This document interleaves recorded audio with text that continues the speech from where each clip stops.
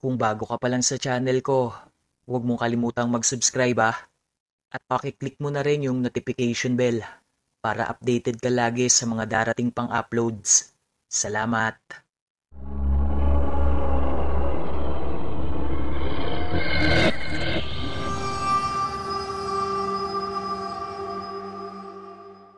May babaeng nakatayo sa hardin.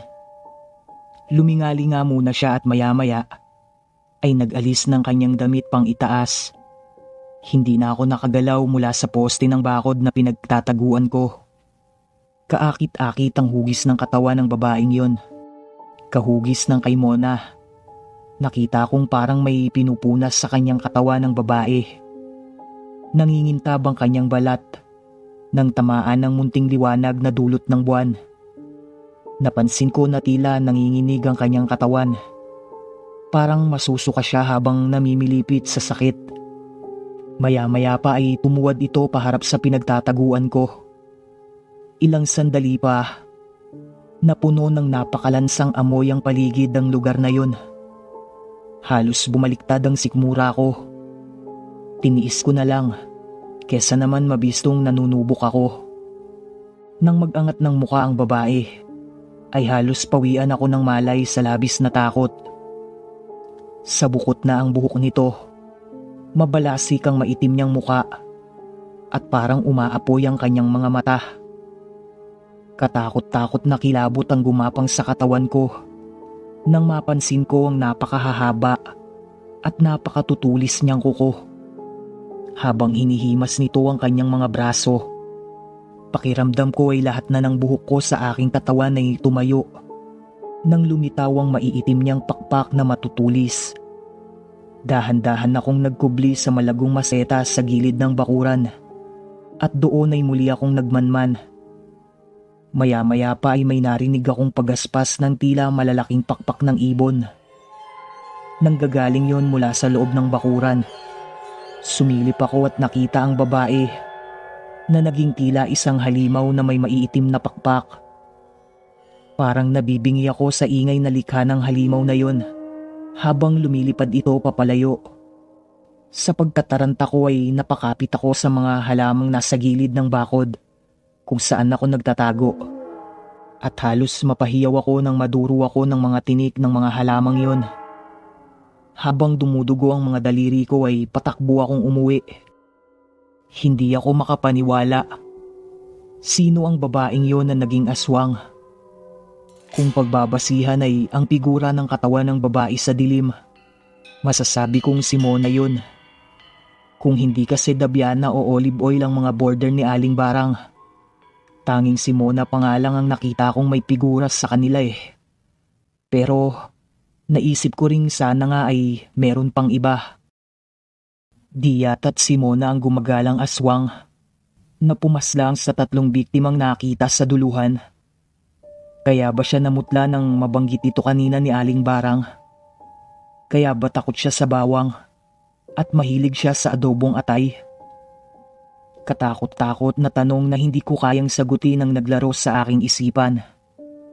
Nakahiga na ako sa loob ng aking kwarto ay iyon pa rin ang iniisip ko. Hindi ko alam kung dapat akong manghinayang o magpasalamat sa nasaksihan kong lihim ng pagkatao ng babaeng minamahal ko. Putya naman, akala ko natagpuan ko ng babaeng pakakasalan ko. Bakit ikaw pa, Mona? Bakit kung kailan narito ka na sa puso ko? Saka ko pa nalaman ang tunay mong pagkatao. Naghihinagpis kong tanong sa aking sarili. Alam ko, mahihirapan akong iwasan kita.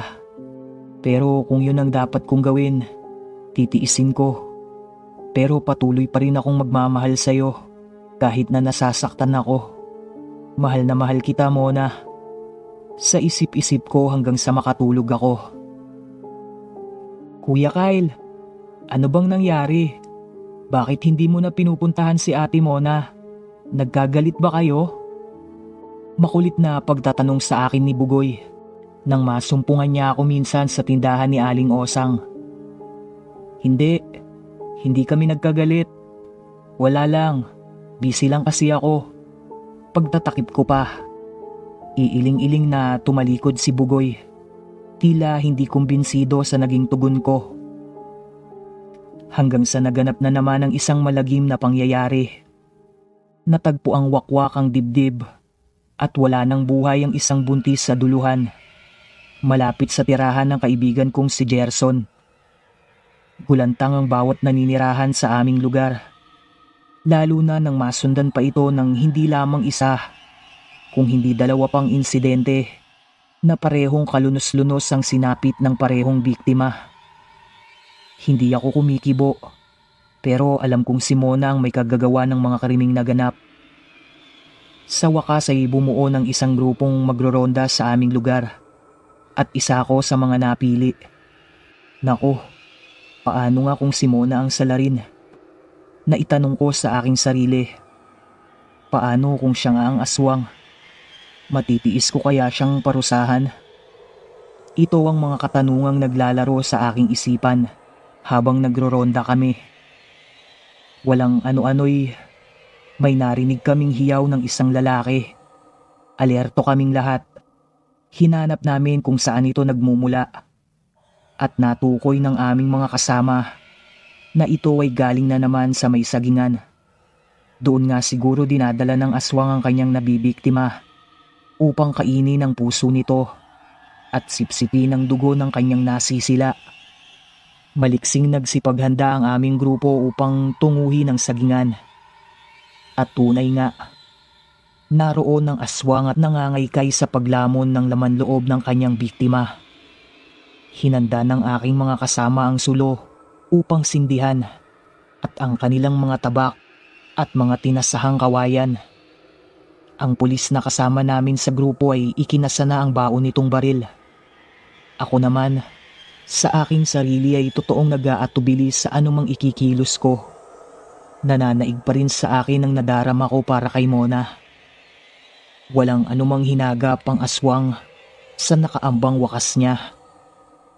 Halos sabay-sabay na dinaluhong siya ng aking mga kasama hanggang sa hindi na nito nakuha pang lumipad ni makalayo man lang. Ako ay nasa background lamang at nagkukunwaring nakikiisa sa ibang mga tanod. Ngunit sumisikdo ang aking dibdib sa bawat ikinikilos ng aking mga kasama. Pinaputukan agad ng aming kasamang pulis ang aswang. Ang ingay na dulot ng putok na yon ay tila bumingi sa aking mga tenga. Inundayan pa ng saksak at taga ng iba pa naming kasama ang pumapalag at lumalabang aswang. Ano pat halos magkaluray-luray na ang katawan nito sa sobrang dami ng kanyang tinamong sugat. Gigil at galit ang namayani sa aking mga kasama. Ngunit sa aking dibdib ay panghihinayang at awa para kay Mona. Dumurugo ang aking puso sa bawat patak ng dugong dumadaloy sa katawan ng aking mahal. Dinala namin ang napaslang na aswang sa gitna ng plaza upang mamalas ng mga kalugar namin ang kabayanihan ng mga kalalakihan sa aming lugar at upang patunayan na ang pagkakaisa naming mamamayan ay isang tagumpay.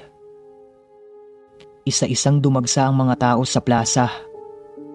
Nanlalambot akong umupo sa isang bunton ng hollow block sa gilid ng plaza.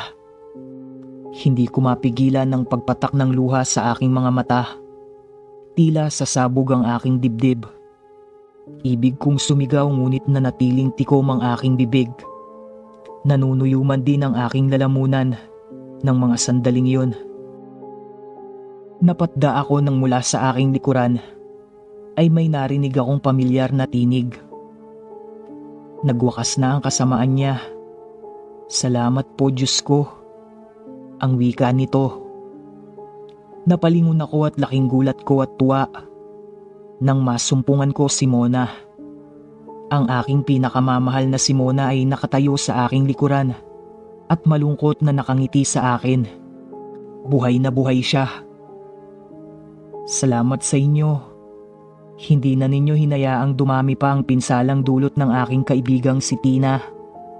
Maluwaluhang wika nito sa akin. Hindi ko kasi kayang ipagkanuno siya. Sa labis na tuwa, niyakap ko ng mahigpit si Mona. Hindi naman siya tumutol. Nang yayain ko siya upang umupo kami ay nagpaunlak siya.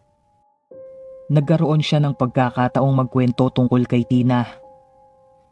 Maganda raw ang namagitang pagkakaibigan kina Mona at Tina.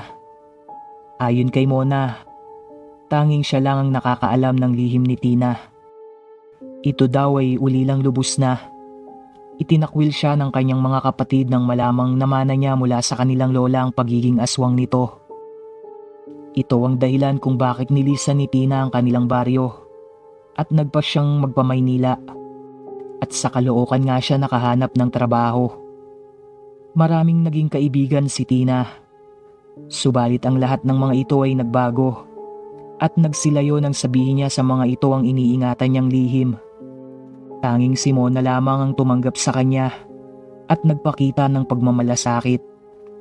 Madalas ay pinapayuhan daw ni Mona ang kaibigan na magbasa ng Bible, magsimba at magdasal ng madalas.